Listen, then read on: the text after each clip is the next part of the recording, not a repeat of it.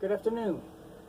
Today's video is going to be about one of my lamps, Trantula lamp. Sometimes I call it the Addams family lamp. And it's made of gas pipe, transmission gears, and motorcycle chain. There's a light. It turned on. I use one of the old style, what they call the Edison bulbs. This is an accent lamp. What I want to show you now, it's a heavy lamp, is this lamp mainly sits on this screw-in down here. It's a pretty heavy lamp. I didn't want the legs to have to be holding a lot of support. So this is what it mainly sits on, and the legs are just for stabilization.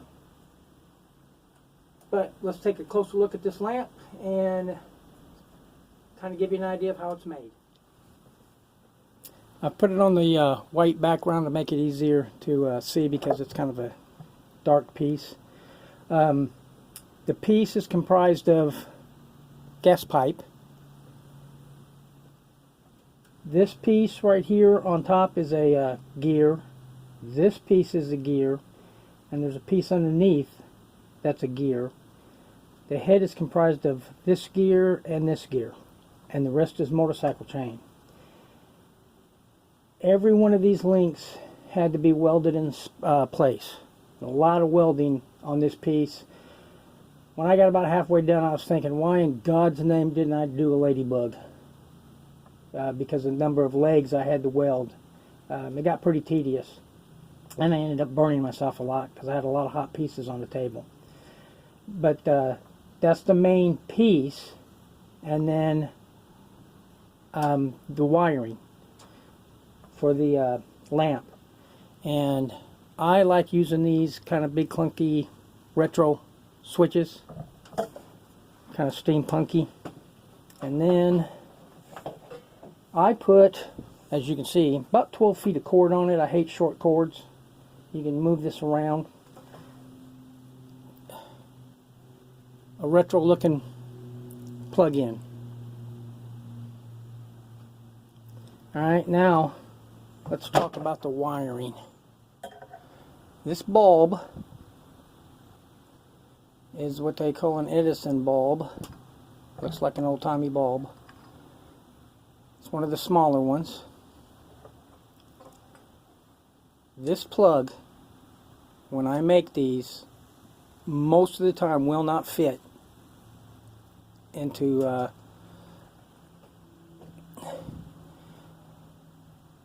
this coupler here. I have to make modifications. What I start with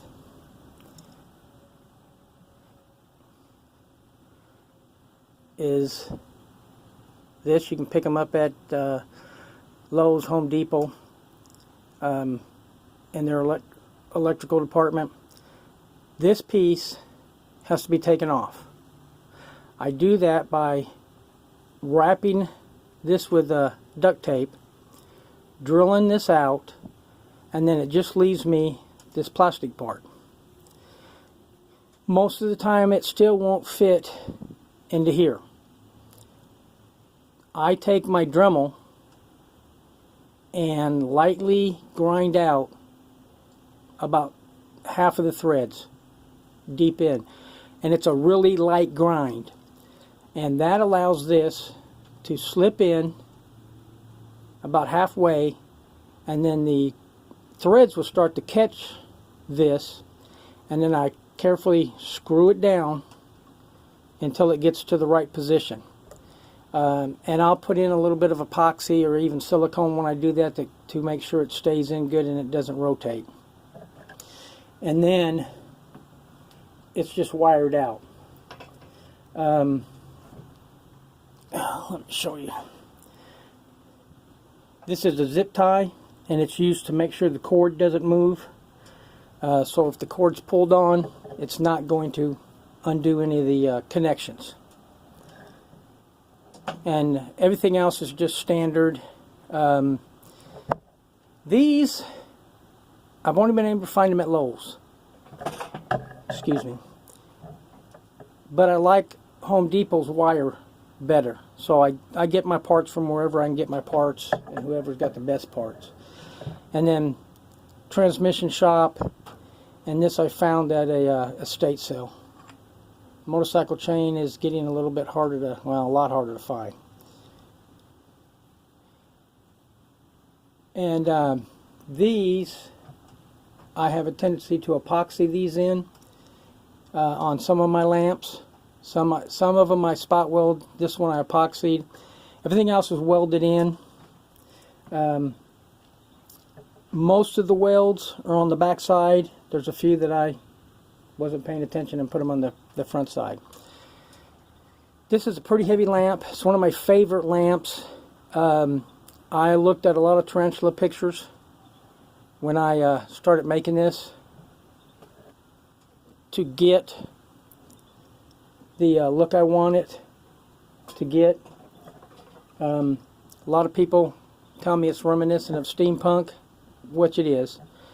But this one took me one of my longest pieces to put together because, like I said, each one of these links are welded in place. So it was a lot of tedious work. This is the second tarantula I've made. The first one was a small one made out of small gears and bicycle chain,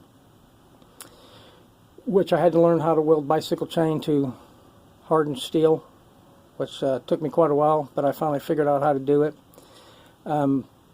Motorcycle chain is easier to weld to hardened steel just because of the size of the chain. The bicycle chain, if I wasn't careful, I would literally vaporize half a link. The weld time that I have to make the weld is approximately 1 second. If I held the TIG gun any longer than that, it just destroyed the bicycle chain. The motorcycle chain is easier to work with. As I stated before, these pieces do not hold a lot of weight. I didn't want them to. When I welded these pieces, when you weld metal, you get what they call pull or pullback. That piece I showed you that it sits on, when I welded this, I slid a thin piece of cardboard under that to raise this up just a hair bit. Because when I put the leg down where it was touching the table, put it up against here, and weld it. The reason I did that is because when I welded all these pieces, as they cooled down, this leg, all these legs, would lift up a little bit from being pulled up when the weld cooled. So when I was done with all these legs, and I took that piece of cardboard out and set it back on the table, they're just touching. I got one leg that's the front of it's up just a hair. But so the legs sit on the table, but they're really just there to stabilize. They don't hold a lot of weight, and I had to remember to account for the weld joint cooling and pulling that leg up. But I learned about that in class, so I was prepared for it. But this piece, I really like this piece. I don't know if I would make another one, except under commission, because it was just a lot of welding. The technical end of this wasn't difficult, as like a lot of my other pieces. When I weld to cast, like in the Dragonfly lamp, that's actually harder to weld than these. It's just there was so much little welding on this. I literally had to do it in sessions because I would start welding and get a little bit frustrated, and then I would stop and back away and let it sit for a while, and then I would come back. This piece took me quite a while to make just because I didn't, when you weld, if you get frustrated, if you get distracted, you're going to be redoing parts of your welding. You're going to be redoing stuff because it's just not going to work. Welding is kind of funny because you got to have your head in the game, especially if you're doing small welds that you don't want to be noticed that much. And if it's not, you're going to be redoing pieces, and I had to redo some of the legs, throw some out and just do new ones, because I reached a certain frustration point and did not back away and welded them up, and they didn't look very good. And at that point, you put everything down, walk away, and then just get your mind back where it needs to be and come back and start welding again. Most of my pieces I don't have that problem with. This piece I did, and that's why I said I don't know if I'll ever make another one unless I get an order or a customer wants it special. Just because this was my most challenging piece, not on the technical end, but just because of the number of welds I had to make. And I was making them over and over and over again. But it's a nice piece. I like it. It's a real popular piece. I'm glad I made it. This one was sitting in a gallery. It's one of my signed and gallery pieces. And eventually I will try to find a new home for it if somebody is willing to buy it. But anyway, that's my Trantula lamp, or Addams family lamp. A little bit about how I made it. Had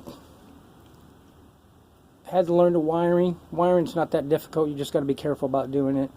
On some of my pieces, inside the wires will be wrapped with material that's heat resistant, because a lot of my lamps are wired before I do the last welds, and I have to account for that heat increase inside the piece. This one I only had to worry about it here. Some of my lamps, there's more of the wiring that's going to take heat, so I got to protect them.